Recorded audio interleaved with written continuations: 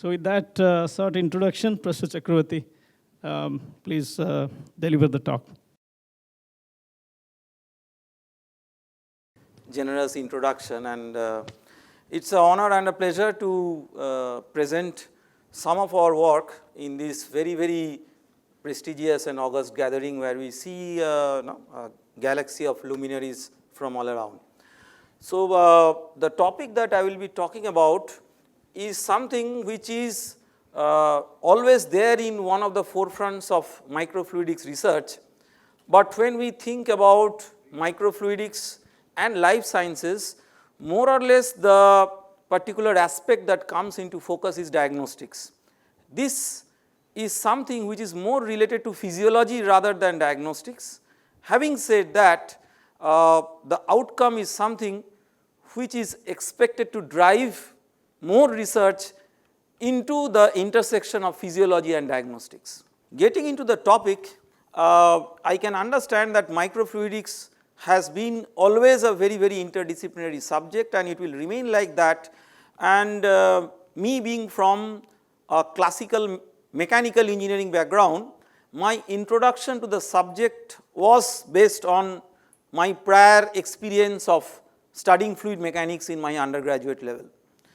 So in my experience in working with fluid mechanics, maybe undergraduate or a bit of an advanced level, my realization was that fluid flow can be as complex as possible when we see, for example, a piping system like this in some plant arbitrarily located somewhere in the world.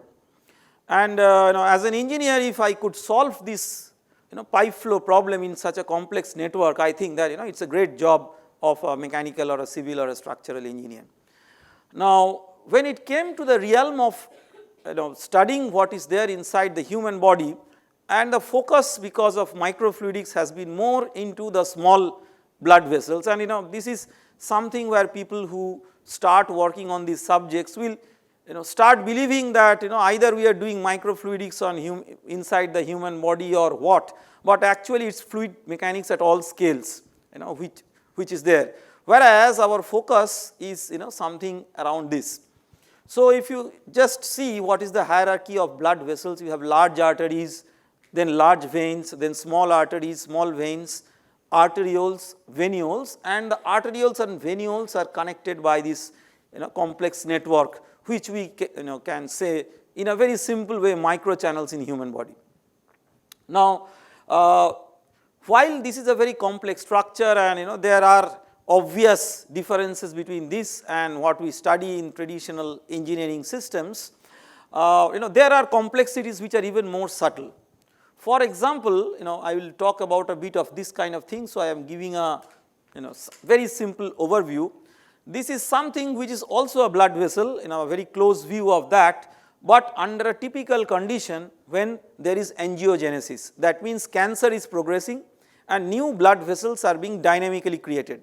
And when these new blood vessels are being dynamically created, everything that we are analyzing at the best can be frozen at a particular time, but it cannot be dynamic. That means you cannot have a dynamic fabrication of all the things that are happening over different scales inside the human body.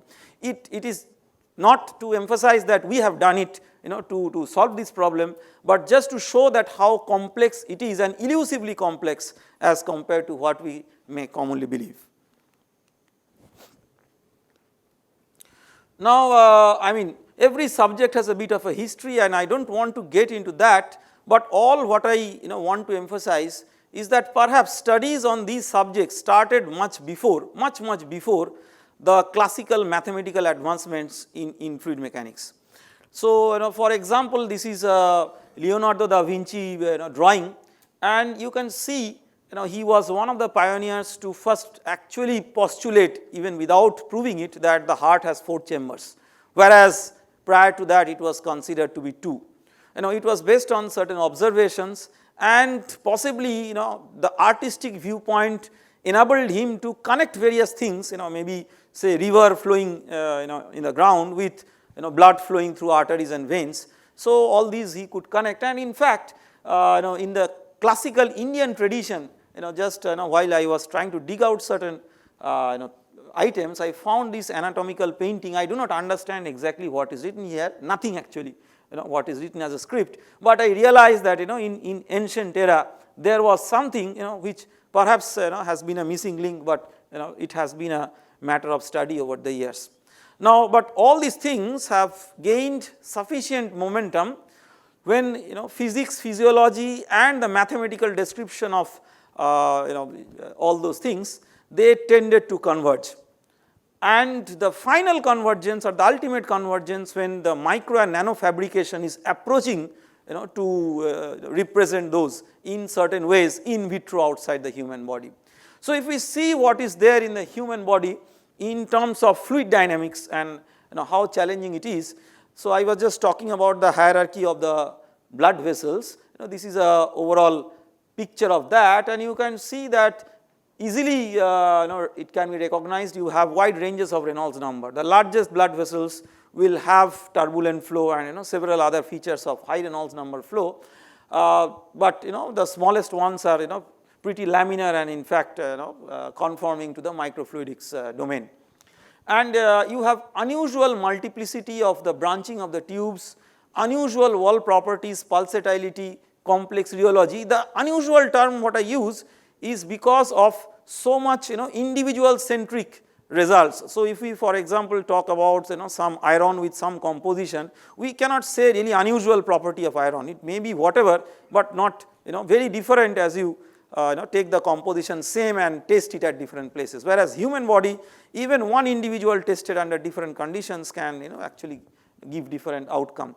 And so all these personalized variations make it extremely challenging to really understand what is there inside.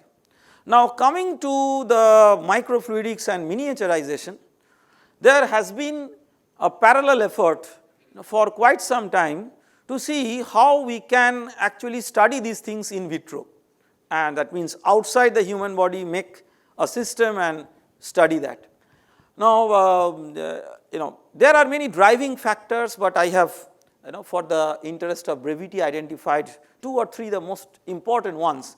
So, for example, if we think about one of the reasons why we need such study, so we can think of the drug development phase. So, there is always a preclinical phase where there is a lab phase and an animal study phase. This is typically around 7 years, sometimes maybe less, sometimes maybe more, and then another phase of human trials which is spanning equally. So, now this is a lengthy process. It has its own ethical concerns when you are dealing with animals and humans. Even with animal models, there are gaps between what is being observed in animals and what will happen in human patients.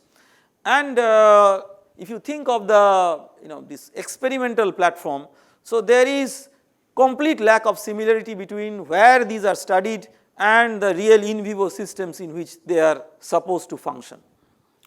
So, the microfluidics and tissue engineering, they started sort of combining with each other to make technologies which will not really replace this. This is not a question of replacing this, but maybe simplify the procedure by maybe minimizing some of these processes with certain optimization and understanding that you can make in an engineered system and then translate it into possibly some controlled animal and human trials.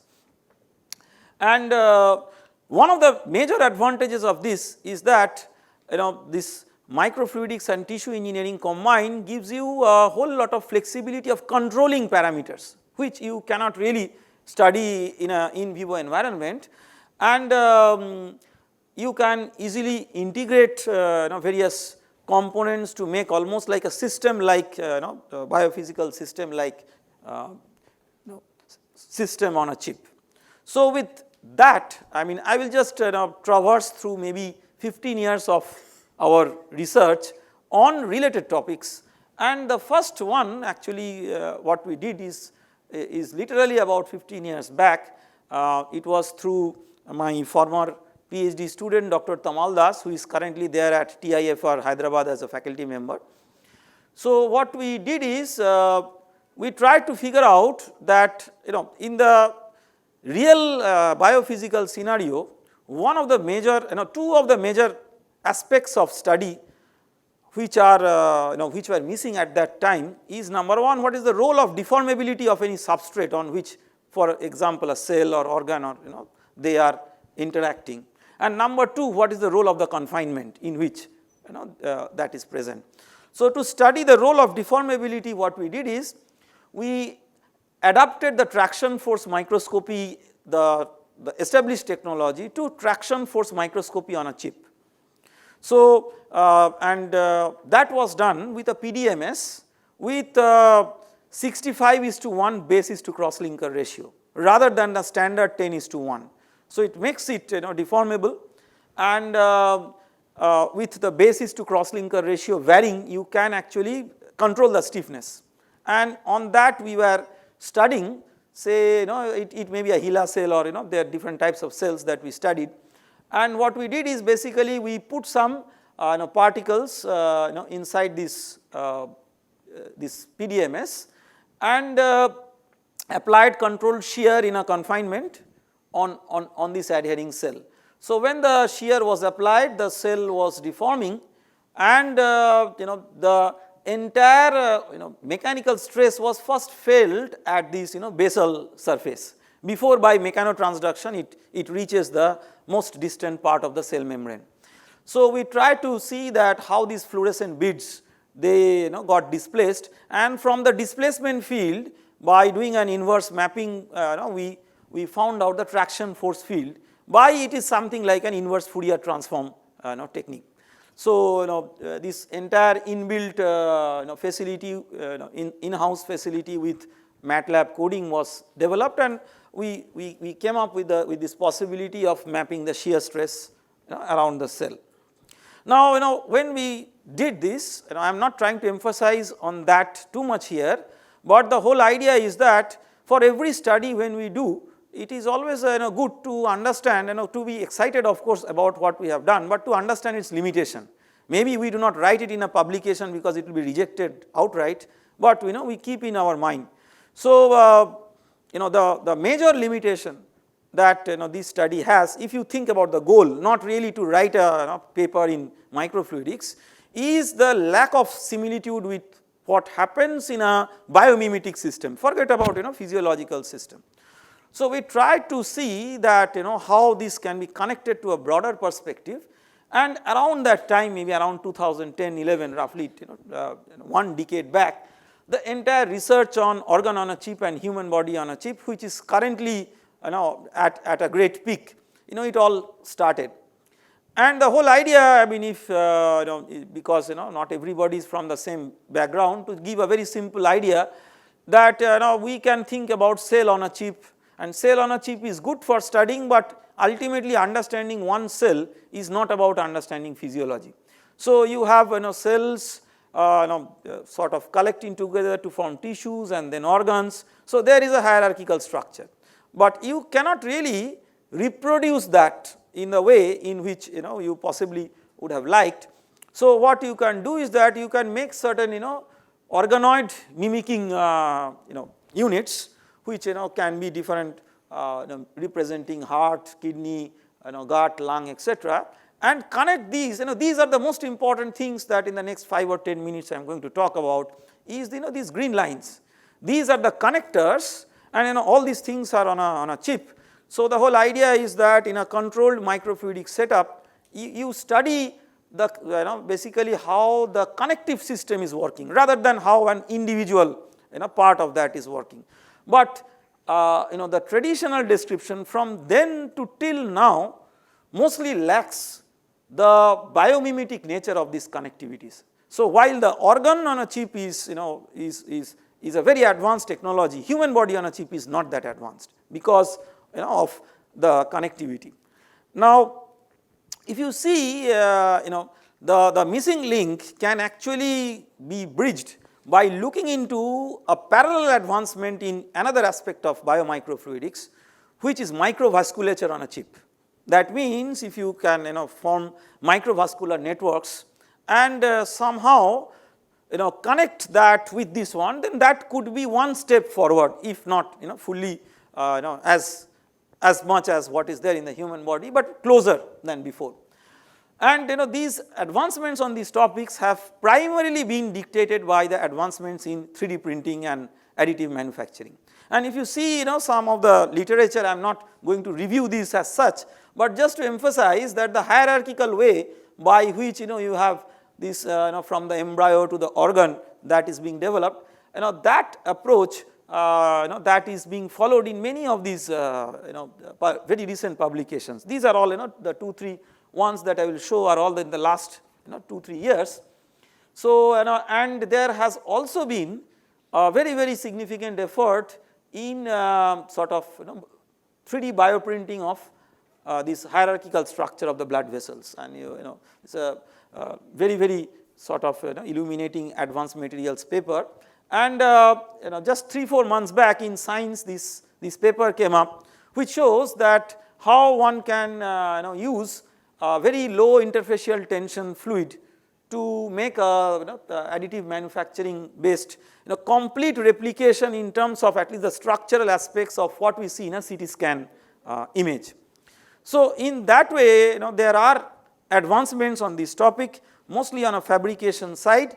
Now to link the fabrication with the fluidics, number one, and number two, to make it something as a simpler technology which is more affordable and accessible to work with in low resource settings. Not everybody can afford such 3D printing machines, out of which these kind of results came up with. So I will start with the work of our former PhD student Dr. Kiran Raj, who is now a faculty member here and sitting here, and I am very proud to say that he was the first person actually to start working on this in with the advice of myself and Professor Sunanda Dasgupta, who is also sitting here.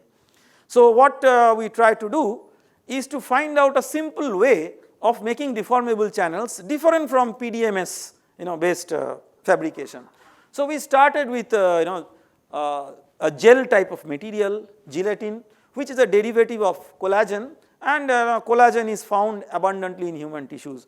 There are questions of binding of these materials, and you can use this glutaraldehyde or any other binding agent to make sure that they do not collapse under flow. So then we did a very simple thing actually. So we took a petri dish and used a lumbar puncture needle, which will have roughly 250 micron to maybe 500 micron around that as a external diameter. So you make a puncture, then you make a mold out of this gel material, and once it solidifies you take away the needle. So you get a hollow structure. I mean, this is not a biomimetic structure, but the deformability and all those things will have different level of control along with the biocompatibility. That means you can, for example, in a much easier way line endothelial cells on these materials than what you can do with PDMS. So with this, what we did is we studied basically first developed a simple platform, which is the classical microfluidic setup with pressure driven flow and microscopy, etc., except we are using this channel instead of the traditional channel. And we try to figure out first the collective dynamics of the red blood cells. The dynamics of RBCs, that is very extensively discussed and studied in both physiology, engineering, everywhere. Now if you see, the RBCs form a cell free layer when they are in a micro confinement. Because of the unique deformability, they are subjected to a lift force away from the wall, and that makes the near wall devoid of RBCs. Now therefore the collective migration of RBCs under different control flow conditions is very important, and it was studied through this combined PTV and PIV for the flow, micro PIV for the flow, and PTV for it's basically a Lagrangian variant of this entire framework, to see how these things are collectively shaping up. So what we try to focus on is the transition from the tumbling to the tank treading motion. So if you have a tumbling motion of the RBCs, it is basically an unsteady rotation, and this can have a higher drag force simply because of the dynamic change in area that the RBC presents. Whereas at high shear, it is almost like a steady aligned motion along with the streamlines, which is called as tank trading motion. So this transition, this has been discussed in the literature extensively, but there was no previous study on what is the role of the deformability of the channel and the confinement and its interplay to see how it influences. So once we studied this, we thought that it was one of the steps, at least we could see the interaction between the cell and a deformable channel. But then we realized it's a human body deformable channel is no way close to that one, and in fact you do not have a single channel in which you are actually studying the thing. So if you see the hierarchy of blood vessels with which the example I started, so we thought that can we in a very simple frugal manufacturing process reproduce this, which does not require a clean room or does not require a 3D printer. And one of our PhD students who is currently a postdoc in Belgium, Josna, so she started working on this in collaboration with myself and Professor Suman from our School of Medical Science and Technology. So what she did is she started making strategies of fabricating sort of an ambitious thing of physiologically mimicking capillary networks. So the first method that we tried is a nature inspired soft lithography. So basically take a leaf template, and nature is so what I would say interesting both geometrically and in several ways, that despite the difference in what we are talking about, there is a similitude. So if you see the branch structures, they commonly follow this what we call as Moore's law. So if you look into this carefully, this is like the sum of the cubes of the daughter cell is the cube of the parent. It's a volume conservation. If you think of cube of the length scale is basically talking about the volume. So it's just like whatever volume comes at steady state, it gets distributed equally. So what we tried to do is to make a template out of this and see whether we are getting a pattern that we liked. But to our disappointment, we found that the lumen of this, the inside, was not even close to the circular lumen that we can think of in a human body system.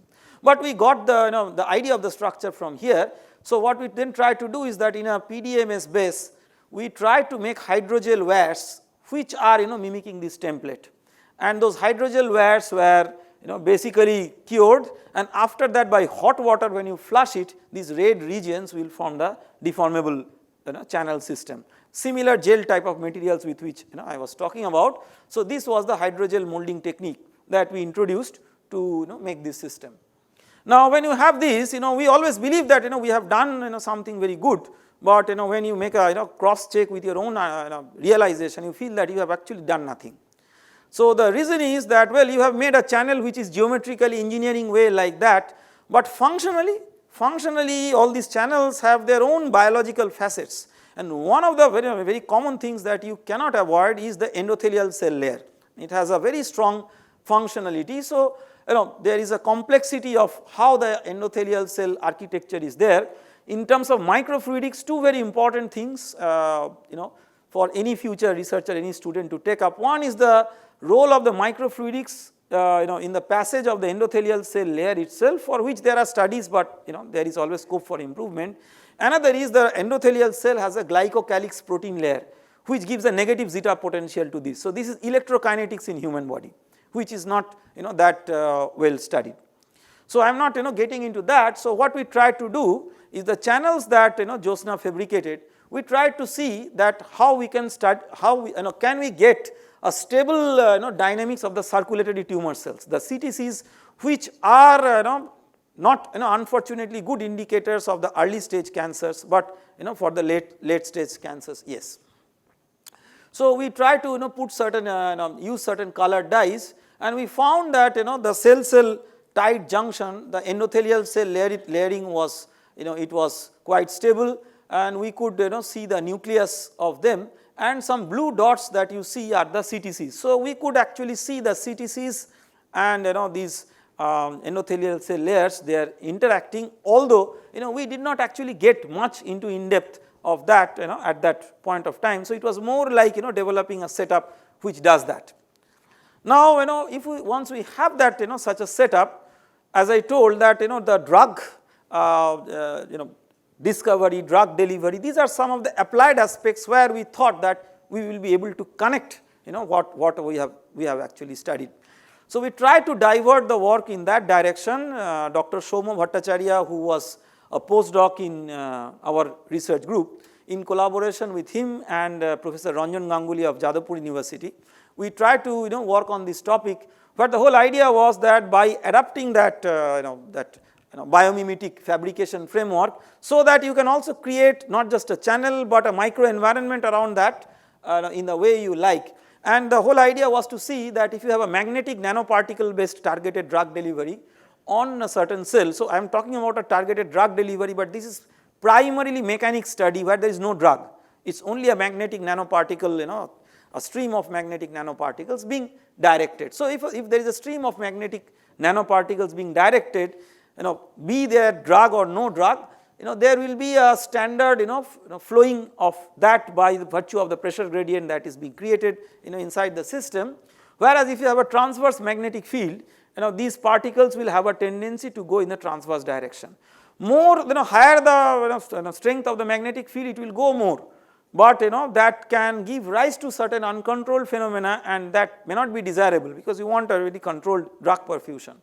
Whereas below a critical magnetic field, it will not work and simply it will get flushed away. So what is that sweet spot magnetic field which will make sure that the nanoparticles reach the wall, basically they make proliferations here and get into that target site. So that was the objective, and the objective was with a focus that how the deformability of the channel is influencing this, because all the related studies prior to this were based on really what we say as traditional microchannels, and they may not have that deformability context. So what we did is these are some of the results where you see basically the channel and under flow what is happening is that the channel wall gets bulged in certain directions. So you have a flow in this channel, and when the flow is taking place because of the fluid structure interaction, there is deformation.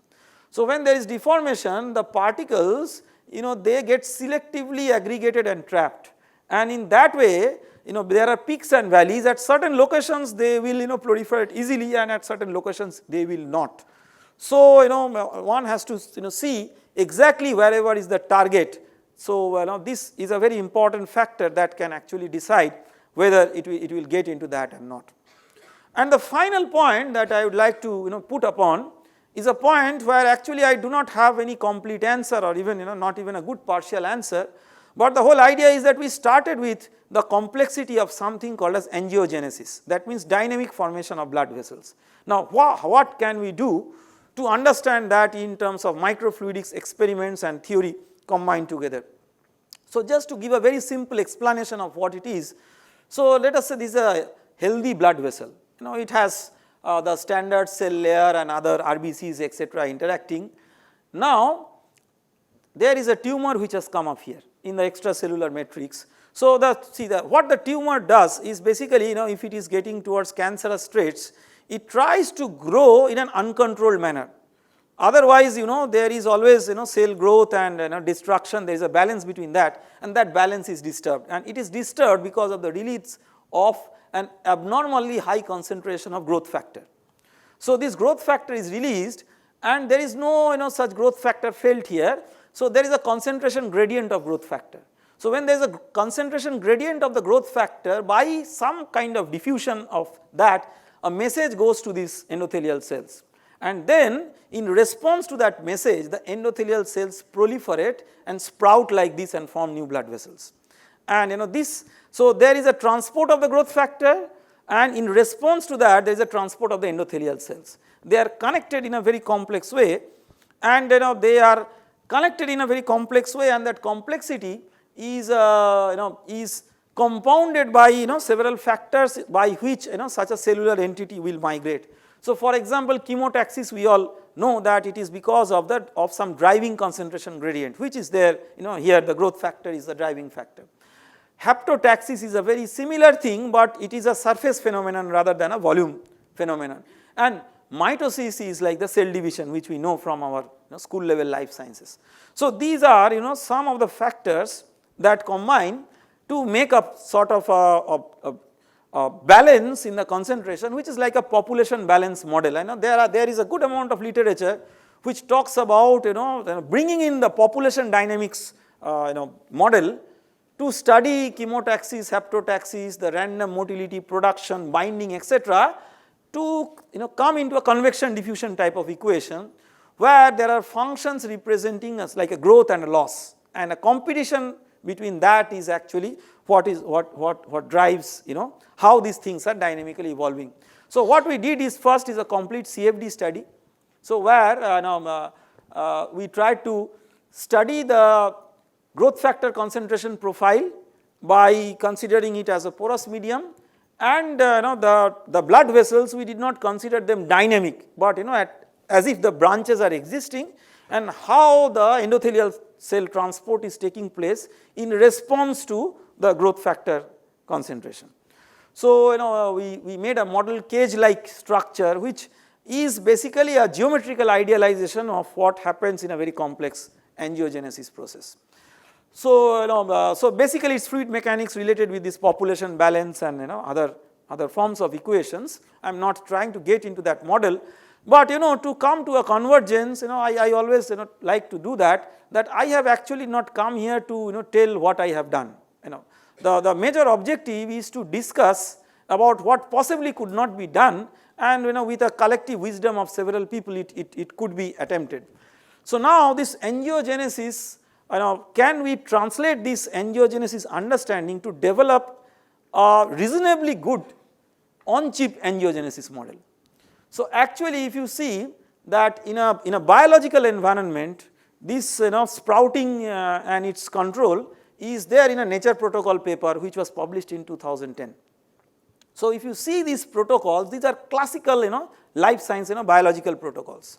Now the question is that is it possible to translate some of these protocols through biomimetic materials in a human body like system, or in a what we say as human body on a chip like system, not really human body. So if we can do that, then I think that there will be some progress on really seeing how in vitro physiology connects to in vivo physiology, the physiology which takes place inside the human body. So to sum it up, the physiological flow dynamics is complex, not that everything is microfluidics there, but you have really a microfluidic regime on which you can focus, and where engineering is lagging far behind, although with advancements in fabrication things have dramatically changed, is creating a similitude of that what is inside the body through that in vitro system. Unless that similitude is even 10% close, what we do, what work we do in microfluidics is good for publishing papers, it's good for creating sensations, but it cannot solve a clinical problem. So that convergence is something I think for which much more intense interdisciplinary thought is required. That's all what I wanted to say, and I must thank all my collaborators, students, and incidentally all the works that I have presented, all are really former in that way students. So everybody is a PhD, so doctor, everything. But once upon a time they were students, and they contributed heavily on all these along with our collaborating professors. So thank you very much for your attention. Thank you, Professor Chakraborty, for a very interesting talk. Now we have time for questions. Thank you for interesting talk. I wonder, there are Teflon porous capillaries that are used for catalysis that are gas permeable with different diameter of pores. If they are a better model for this study, extracellular tumor creation and generation than just chips. What do you think, your opinion? Yeah, I am aware of those, Teflon, this permeable membrane. Yeah, so that is mostly used in membrane science. I think, I have seen some of those applications. It's a good idea.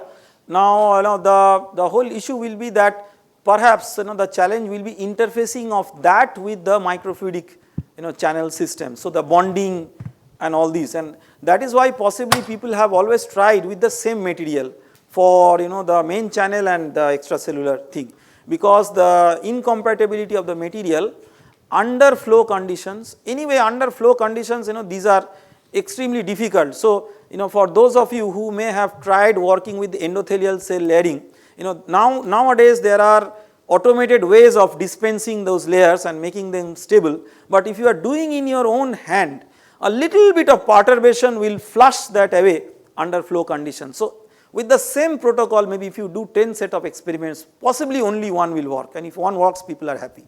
So, that is how you can say that these are quite unstable systems under flow. So, this can be a very, very interesting thing to explore, but the bonding between these materials, I think, can be a fabrication. So, it is this time scale can be as short as a few days. So, it depends on how aggressive the cancer in terms of its progression. So, you will find that actually metastatic cancers are not equally aggressive in all scenarios. So, there are certain situations where you will find that it was almost like doing nothing except a localized thing, and within maybe say 7 days, 10 days, it has got into from lower part of the body to brain metastasis. So, then it works over a time scale of minutes and hours, whereas in a less aggressive situation it will be days and months. So, that is where actually to have even if you think of frozen time shots. So, that one has to see that how they are compatible with the different snapshots in time that are happening. In the lab it is producible over hours. So, at least that Nature protocol paper that I showed, but it is no way related to any microfluidic material. It is just the classical life science. So, we have to see how that can be done. It is an open question. So, I think what we can ideally start with is see the protocol what is there and see what part of the protocol can be translated to if you change from say those real cells or that material, or can say tissue material to maybe some of the gel type of material which have their own porous structure. Now, the advantage of a hydrogel as a material is that you now have very well documented say for example the pore size distribution versus its property mapping. For example, the study that I showed for the magnetic particle, for there we used the composition to mimic the colorectal tumor type of material. So, that mapping is there. Now, so we can get the material, but whether that material will actually be able to withstand a similar protocol, what the tissue will do in a petri dish is something which is perhaps it will not do. So, that adaptation I think will be one of the innovations driving this research. Thank you, Professor Suman, for such a scintillating talk. This is regarding, you have mostly covered the aspects of interest for experimental people. I just wanted to find out what kind of challenges we typically find out in the context of clinical fluid mechanics people being in close collaboration with surgeons. You mean the modeling challenges? Yeah, the computational modeling challenges. Yes. In terms of we collaborating with, because mostly the pure fluid mechanics people will be seen as pariahs by surgeons, or it's too idealistic. See, most of us who are sitting here are from that kind of fluid mechanics background where we have that idea of how a CFD simulation will look like, and the major challenge is that the takers of these kinds of ideas are the people with whom if you talk about Navier-Stokes equation, sometimes they will close their eyes and never open it again. So, so that how to bridge that real life gap, and now we have been working closely with many of the cardiovascular experts in one of the major hospitals at Kolkata. So, what they will require is mostly something what is like a black box, and what is that input that we expect from their end. So, I will tell you what is the kind of input that actually now gets into the CFD. One is a very good CT scan image of the structure, and nowadays there are very good geometrical modeling open source tools which will convert that to CAD data that can be directly taken to a CFD mesh generation file. So, that is number one. Number two is knowing the properties. So, if you see the the CFD, you generate mesh, you give properties, and then you give boundary conditions and initial conditions. So, if you see the properties, in terms of properties, the major challenge is that you do not have patient specific properties. We have in the physiology or somewhere written a range of properties. The range is quite a range. I mean, it is not really something which is spot on. So, knowing the properties, and the properties are functions of disease. So, you actually do not know what are the properties, but you can you have there a literature, and the boundary conditions, or in this case the flow conditions. So, normally if you have, for example, a cardiovascular thing, not in this scale, but larger scales, when you are talking about the arterial issues, the coronary artery diseases, if we work on that. So, you will have the echo and the Doppler, and in some case angiogram data and these ones. So, it is possible to make a supportive CFD model where all those inputs come in a certain way. So, that makes sure that there is a similitude between what is there in the body and what is being studied in the CFD. So, that and that includes fluid structure interaction, because you are also talking about the stiffness and the other properties, or in some case G prime, G double prime, etc., which you can actually sort of post process out of the data. So, that is one thing. So, once you do that and come up with the simulations, the present trend is like physics informed neural network. So, that means what you do is that you get the CFD results and maybe validate with the clinical findings, but those will be limited in number. So, based on that, prepare a neural network layer where you have inputs from the medical image, and the outputs will be the hemodynamic parameters, like of course the velocity and the pressure field and the deformation field, but the cardiologists they actually use three different terms: flow, resistance and pressure. So, it's just like electric circuit analogy. So, you can construct everything or get those parameters if you get the primitive variables velocity and pressure from your CFD calculations, and that can be given to the clinician as an input, because clinician will not like to see the velocity vector, streamlines, etc. So, that can be used. So, it is a very different cultural aspect of CFD, but over the last 2-3 years it has picked up like anything, and it is one of the directions in which the CFD research is moving. Okay, one more question. This is the last question, and then we can. Shape wise, these are basically we try to make it monodisperse phases. So, individual particles morphology and shape, these are all studied, but it will be close to spherical, but not really ideal spheres you will not get. So, in fact that is another set of study that we always do to see the dispersion, the difference between monodisperse and polydisperse in terms of the particle aggregation and all. But fortunately there are very good protocols and experts in nanoparticle this one synthesis, and now that control is possible. The main focus of this is, once those are available, how to interface with this biomimetic fluid dynamics.